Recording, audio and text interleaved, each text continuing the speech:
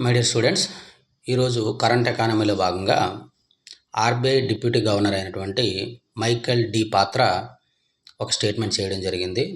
Capital ఎక్స్పెండిచర్లో ప్రస్తుతము corporate కంపెనీలు తీసుకునేటువంటి బారోయింగ్స్ అనేవి తగ్గడం జరిగింది.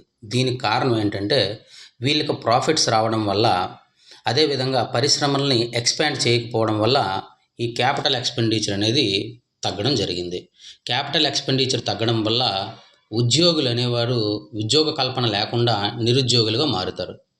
దీనికి సొల్యూషన్ ఏంటంటే రాబోయే కాలంలో క్యాపిటల్ ఎక్స్పెండిచర్ అనేది పెరుగుతుంది. అంటే పరిశ్రమలు తీసుకునేటువంటి బారోయింగ్స్ అనేవి పెరుగుతాయి.